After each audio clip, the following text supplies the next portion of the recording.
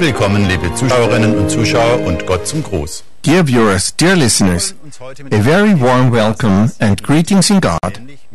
Today we want to deal with a topic that concerns everyone, namely our life.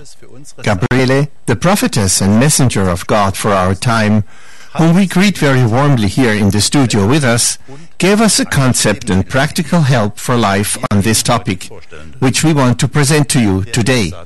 The tenet for getting to know yourself and your personal life and for applying it in a productive way is, whatever you do, give it your all. Use the moment. But have we ever thought about to what extent we actually know and make use of our life on earth? And whether during the moments of our life we are with ourselves? We want to repeat this question because it is important. Are we, each one of us, with ourselves during the countless moments of the day, during the seconds, minutes and hours? It's worth thinking about this, as we'll soon hear. Let's think about ourselves for a few moments.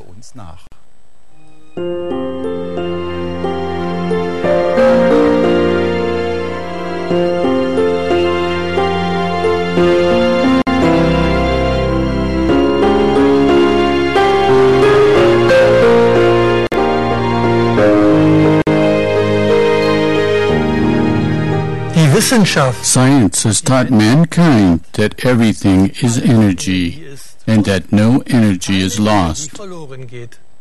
Among other things, science has also found out that thoughts, too, are energy that can be made visible. What science tells us has been brought home to us by the Spirit of God from His eternal law, the universal life, over and over again through His speaking instruments, whom He calls prophets and prophetesses. For over 35 years, the Spirit of the Christ of God has been teaching what life means in all details through His speaking instrument. The universal Spirit of the Christ of God taught and teaches us that even sensations and feelings are energies, and that they imprint the person. And so, a person is marked, imprinted, with what he senses, feels, thinks, speaks, and does. When we refer to the values of our sensing, feeling, thinking, speaking, and acting, we mean the content, that is, what the individual places into his behavior patterns, what lies behind the way he acts. We wouldn't need any instruments, for instance, to make the energies of our thoughts become visible, for we, ourselves, each of us, are the instruments. Each person is a body of sound that consists of the content of his behavior patterns. We, that is, each and every one of us, can be compared to a computer that stores the content of what he senses, feels, thinks, and does. That is, his behavior patterns. What he stores, he sends out in turn. And what a person sends out comes back to him. The input and the output, the entries and the outputs of the computer man then result in the imprinting of his body. The imprinting of our body is our instrumental body of sound. But where are our thoughts while doing this? Where are we actually during conversations? Are we with ourselves, each one with him or herself? Or are we in reality totally somewhere else? Many of you or listening may be thinking, what odd questions! I know where I am and who I am. Do we really know it? Where are we really? We all know the principle of sending and receiving. Each person is thus a sender and receiver. We send out what we really think, the content of our thoughts and words. If we believe in the principle of sending and receiving, the question, where are we, is justified. And so, to where do we send our thoughts? To where do we send what is concealed in our words, in our conversations? Whatever we do, let us ask ourselves, are we really with what we are doing at the moment? Let us realize that we are where the content of our thoughts and words is. Also during conversations, the content of our words goes to those places, people, and situations that we are sending to. This means that our physical energies dissipate. We lose energy. We may very well be here with our body. It is present. But in reality, our awareness is totally elsewhere. In terms of our awareness, we are where we are thinking toward, for instance, to people, to situations, leisure time, sports, vacation, etc. That's where our energies go. That's where we are. Zum Beispiel haben wir Stress oder sind hektisch. For example, we are stressed or hectic. Gedanken und Worte, die wir dabei What is the content of our thoughts and words that we thereby emit? dort befinden. Where is our consciousness? Wenn unser Körper, That's where we are even when our body, as we say, is here, that is, present. ärgern uns über unsere Nachbarn, Or we get annoyed by our neighbor or our colleague at work, our boyfriend or girlfriend. dort, What are we thinking? dort sind wir. That is where our awareness is. Wir sind That is where we are. wo unsere Gefühle, In terms of awareness, we are always where our sensations, feelings, and thoughts are. sagen, We can say that we are indeed physically present here, but in reality, we are far from ourselves with the content of our sensations, feelings, and words, that is, at a distance. Let us ask ourselves, wir uns where are we when we carry out our daily workload, zum our work? Arbeit verrichten, Where are we when we do office work? Arbeiten ausführen. Where are we when we participate in conversations concerning work? Finden wir uns, wenn wir die Where are we when we do the housework that needs to be done every day? Wo sind wir? Where are we when we are underway with our children? Es gibt There are many variations of absent-mindedness and flights of thoughts. For example, with the content of his sensations, feelings, and thoughts, where is a sick person? eventuell Perhaps with his illness, with his physician, his medications, with the treatments that have been prescribed? Is he meanwhile with himself? ein anderer Wald von Gedanken bezieht sich A sound body, the person who is here and there with his thoughts, yes, with his whole behavior, that is, and is seldom with himself, calls this his life. das Menschenleben. The human life can be described as traditional patterns of routine that include stress, quarreling, envy, arrogance, hostility, leisure time, recuperation, and perhaps meditation. Erholung und In short, the Meditation. daily grind. Es ist, kurz gesagt, der Alltagstrott. Diese vielen These many self-inflicted dissonances are then called, among other things, coping with the daily workload, das the so-called life of many people. vieler Menschen. Most people are not aware that by constantly being abstracted in their way of thinking, speaking, and acting, that is, in their whole behavior, they unnecessarily lose, that is, waste a lot, really a lot of physical energy. Many people, if not to say most people, are not with themselves, but are on the move with their thoughts. They are at that place toward which they are thinking at that moment. There, they unload a part of their physical energy. In this way, the body becomes ever weaker, and the consequences of this are erratic work. Wrong decisions at work that cause unfortunate situations, which can perhaps result in further misfortune, such as a loss of their job, or indisposition, even illness. We have to learn to change our way of thinking and move towards finding ourselves. That is, we need to find ourselves to be with ourselves in order to give our personal life the decisive fulfillment of purpose. We should learn to have a self-fulfilled life, which is creative.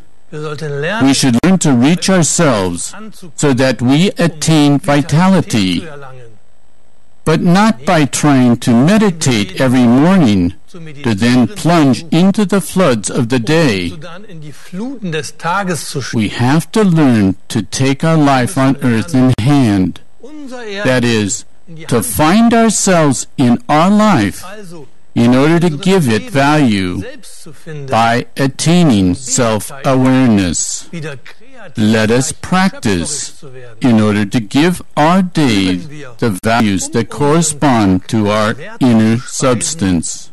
A true life's gain means to make use of the day, to be totally with ourselves, with our sensations, feelings, with our thoughts and words.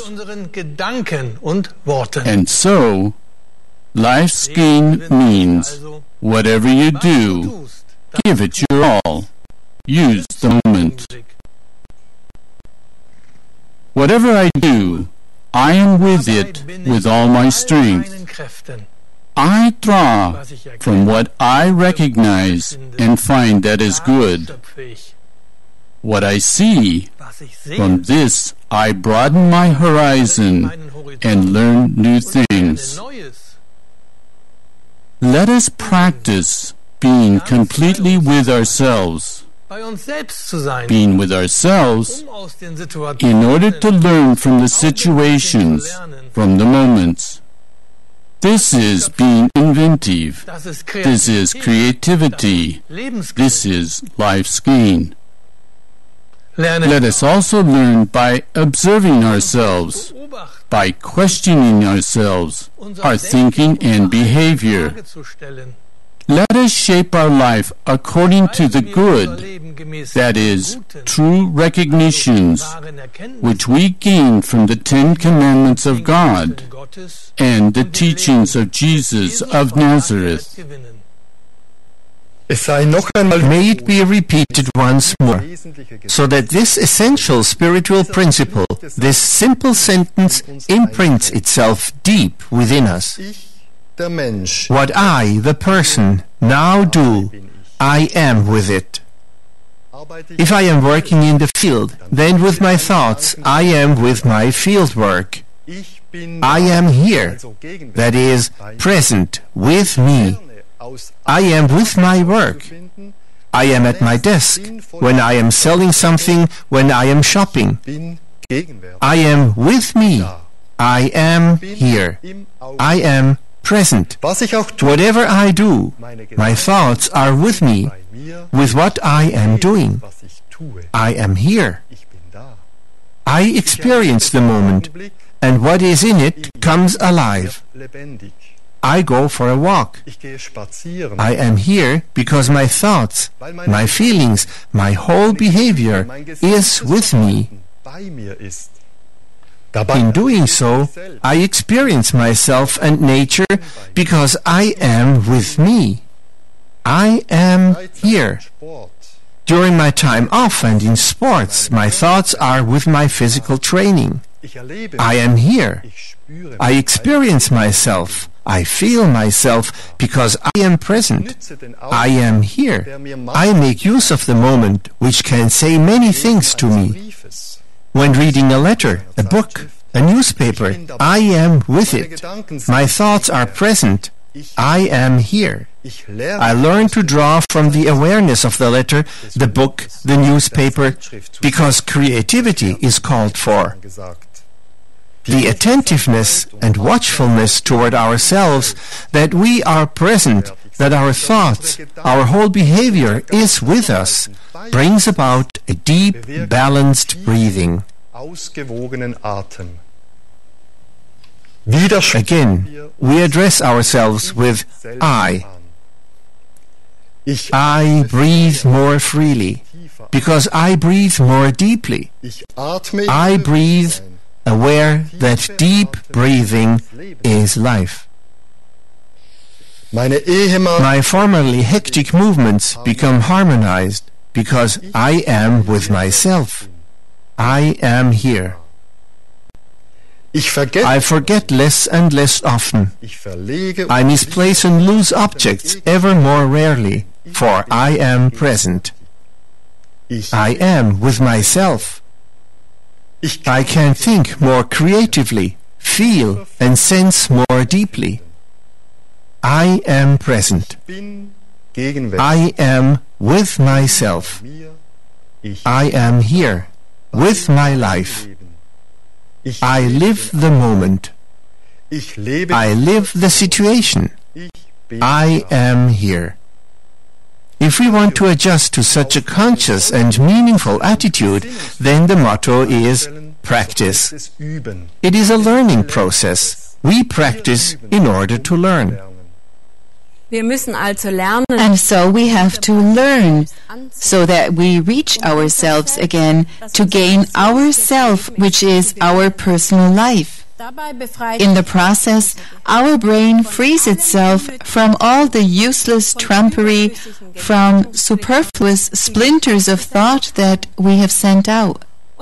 Our brain cleanses itself of impurities that we attracted with shortness of breath and unnecessary scattering of bad feelings, thoughts, and words. Deep breathing is relaxation.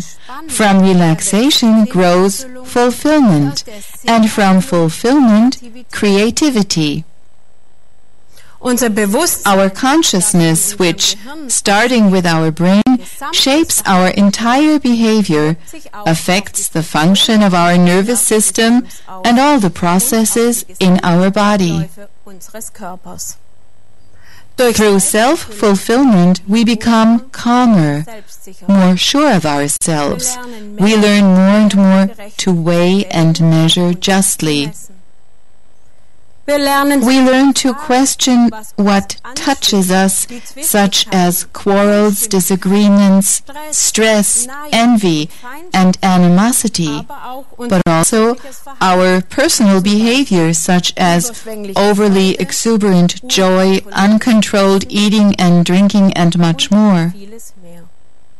A fulfilled life means to build up our life energies, to bring our mental and physical aspects into harmony. The more quickly we recognize what is essential, the more promptly we measure and weigh negativity in order to bring it into order, the more quickly we will receive positive energies. Our physical energies build up more and more because we are with ourselves. From ourselves, from our thinking, speaking, and doing, we receive answers to situations, conversations, letters, and books, to everything that touches us. In this awareness of make use of the moment, our body straightens up more and more. Our movements become more harmonious. Yes, our life truly is in our hands, in each moment, in each second and minute, day by day.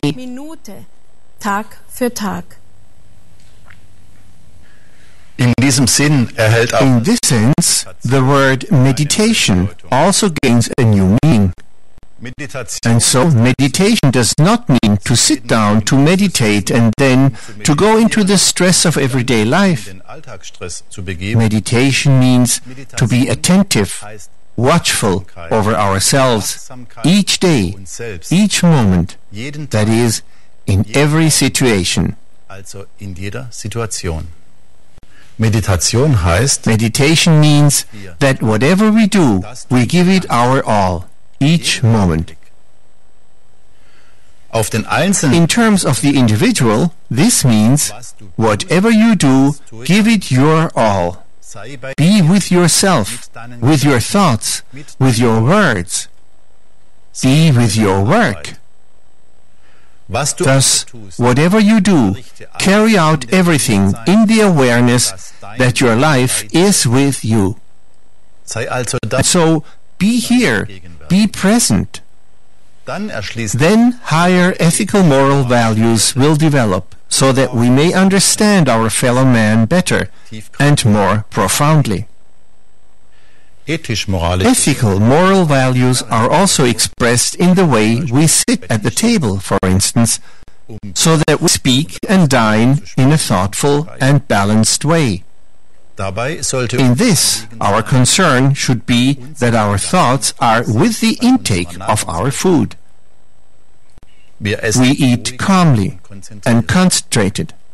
Our thoughts are with what we drink. We drink. We are present.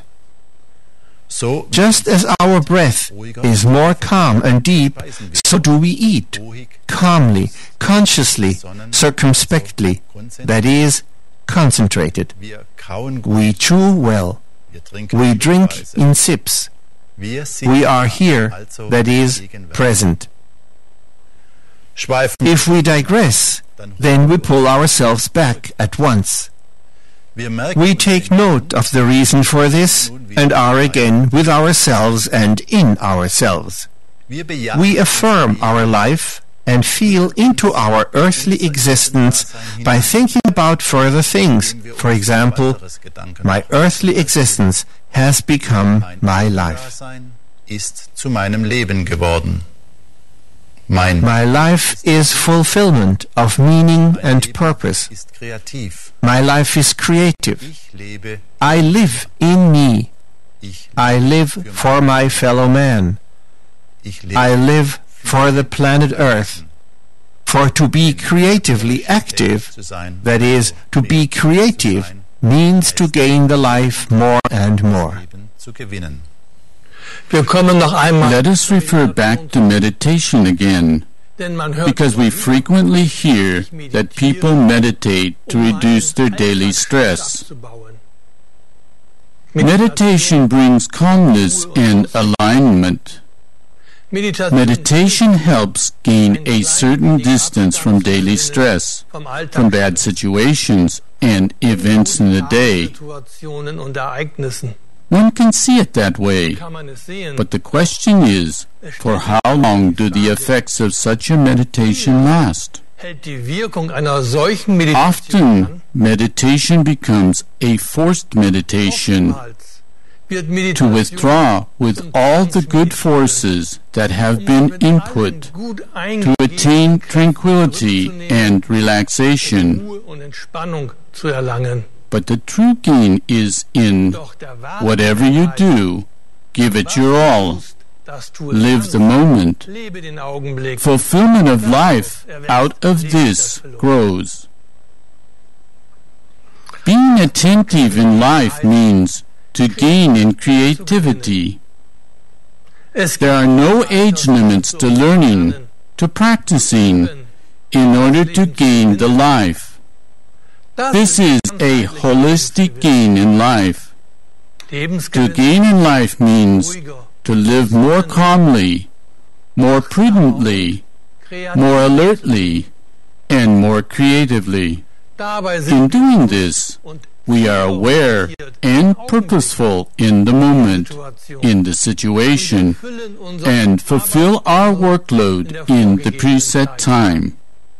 Among other things, a gain in life means to gain insight into life. This results in foresight. Foresight, used creatively, helps to bring out unity and peace. And so, to live means gain the life in that you are, and change yourself out of your present situation to a positive, universal person who develops the creative presence. And advanced gain in life means that in time you gain insight into the situations of the day, insight into conversations that can be understood in their depth, in order to draw from them more information. Insight into our fellow man's words brings insight into the good that I want to develop, for it is the universal life. A tenet for us: God is good. Universal is divine. And so, if we gain the innermost power in our soul, then we are strengthened, aligned people who do not need to flee into a meditative straitjacket in order to become calm. The one who learns wins so much. Our tenet: gain the life.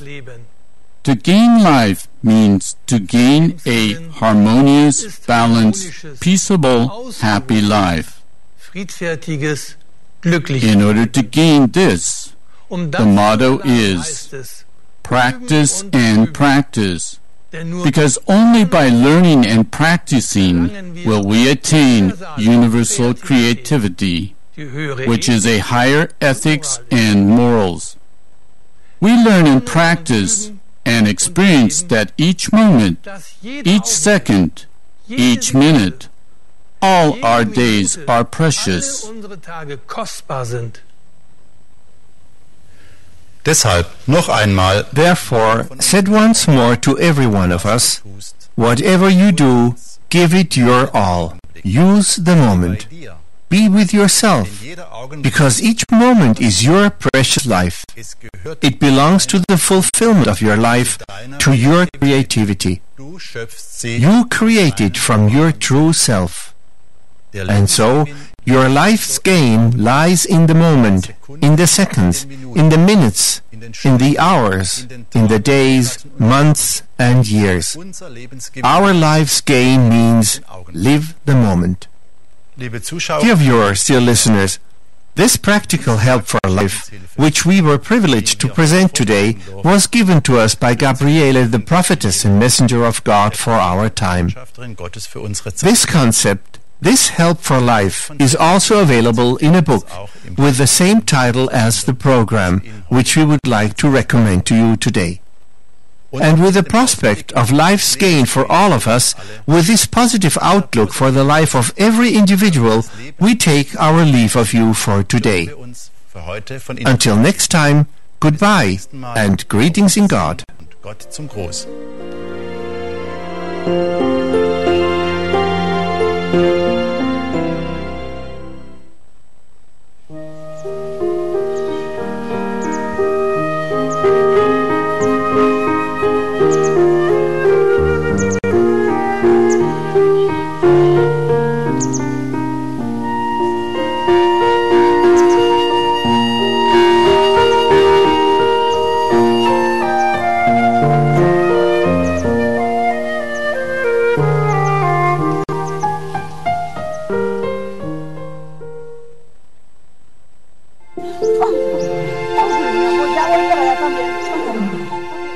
The most unusual friendships have developed between human beings and animals. These pictures show how a full-grown lion embraces and caresses a woman through the bars. The lion's name is Jupiter, and he is embracing his rescuer, Mrs. Ana Torres.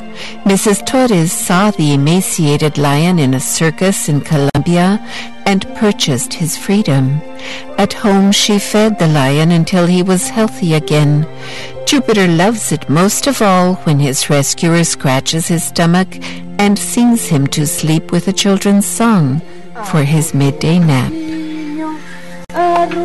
Mi nene, este es mi niño, este es mi nene, mi bonito, mi nene precioso, este es mi nene, mi nene. Friendships with tigers, lions, and leopards are rare, but they do exist. Everyone knows that normally so-called predators are skeptical of people or even hostile toward them and can be dangerous. If while still young the so-called predator has positive experiences with people who raise it or care for it, then it often acts in a different way than usual. It begins to trust the person and acts, also when it's older, like a friend and not like a dangerous predator. And the concept that predators definitely have to eat meat apparently is not irreversible. The so-called spaghetti lioness named Leah at the Lion Park in Krugedorp near Johannesburg became well known. She didn't want to eat anything other than spaghetti, potatoes, and vegetables. This is what she got to eat when young, and it tasted so good to her that she didn't want anything else. Above all, no meat. And another lioness called Little Tyke avoided meat since birth. When she was taken to a butcher and a piece of raw meat was held in front of her nose, she turned away in disgust. This lioness was also unusual in other ways. It is said that she became the protector of smaller animals such as lambs, chicks, and other young animals, which she held carefully between her paws and protected against everyone. Television became aware of her, and a documentary about the lioness, Little Tyke, was shown on the TV show You Asked for It with Art Baker. Before running cameras, Art Baker opened a Bible and read the text by the prophet Isaiah.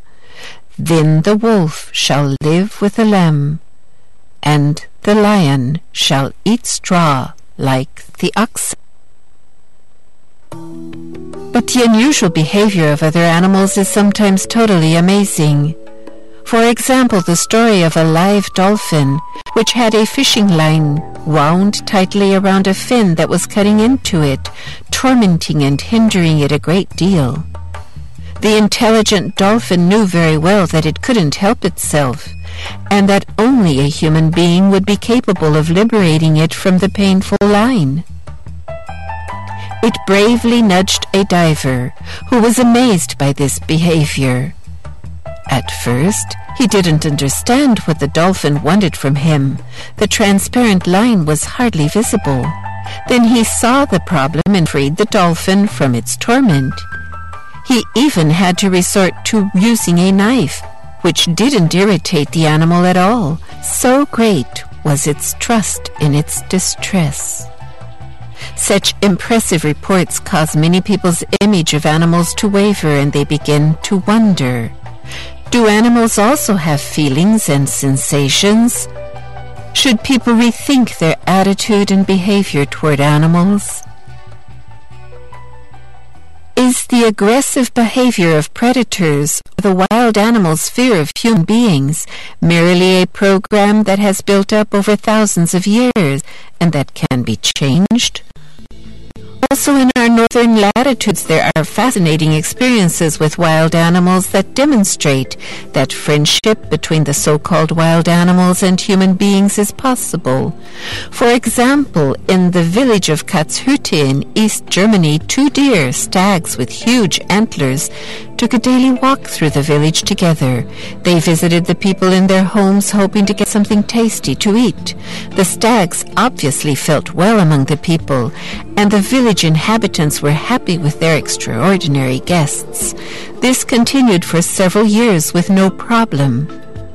But the hunters and the mayor considered the situation too suspect, and they wanted to end it. However, the animals sensed this and changed their territory for a while. But one day the game warden surprised them and tranquilized one animal called Paul and took it to an animal park where it soon died. The other deer, Peter, was able to escape, but then, it is assumed, fell victim to a hunter because of its magnificent antlers. In any case, it was no longer seen.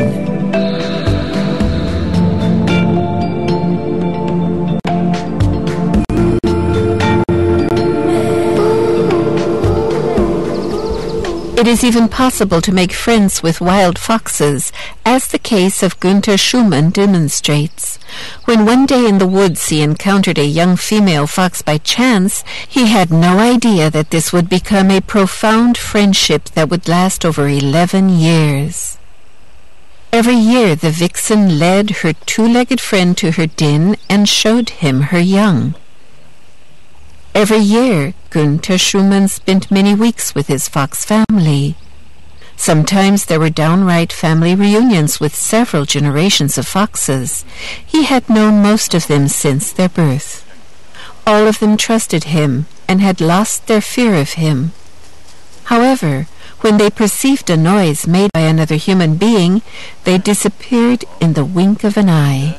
One wonders how such a phenomenon, such a friendship with wild animals is possible, since until now it is believed that this in particular is in contradiction to nature.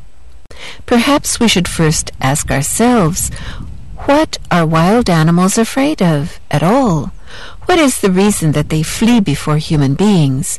Many people think that the fear of people of wild animals is natural, and it has always been this way. They think there is no deeper reason for this because, after all, it's in the animal's nature. When they no longer showed this fear, then the thought was that this is unnatural and the animals must be sick or disturbed and should be killed. A young fox that visited a kindergarten in Würzburg and to the children's delight took a nap in a flower pot was caught by a veterinarian who had been quickly summoned and was soon put to sleep. An animal that has lost its fear of people has to be killed according to rabies law, he told a journalist. However, it was determined afterward that the animal was totally healthy. It was killed merely because it was not afraid of the children. But is it at all true that wild animals have always been afraid of human beings, and is it normal that they run away from them? Here opinions differ widely. There are observations that show that fear of the wild animals of human beings is not at all normal. In regions where there have never been human beings, for instance, and thus the animals have never been chased and hunted, they often demonstrate a totally different behavior. For example, when the nature filmmaker Andreas Keeling explored the uninhabited regions of northern Canada, a curious wild fox frequently visited him. It was very tame, had no fear, and checked out all his luggage. Bears and other wild animals also crossed his path very normally and nearby, apparently without taking special notice of him. They felt no danger from him. These animals had never gotten to know human beings who have insidious intentions to hunt and kill animals.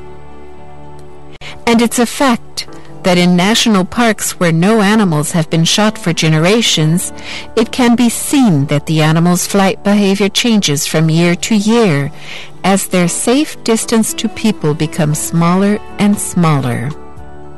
This means that when animals experience and sense that people do not want to stalk and kill them, they are less and less afraid of them. and Günther Schumann with his foxes, as well as the deer, prove that wild animals have nothing against proximity to and friendship with people. Yes, they even enjoy it when they are approached with positive intent. However, the human being must first regain their trust in him.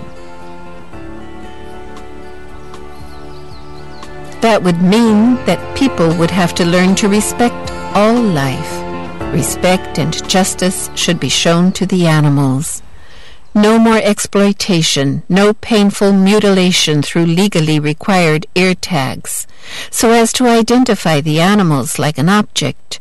No more shutting them up in dark, stinking prisons. No more torture and killing.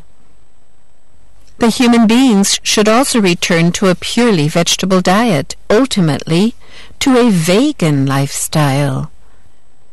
Millions of animals are also tortured and killed for the leather, for shoes, and for their pelts. Of course, there should no longer be any hunting of animals.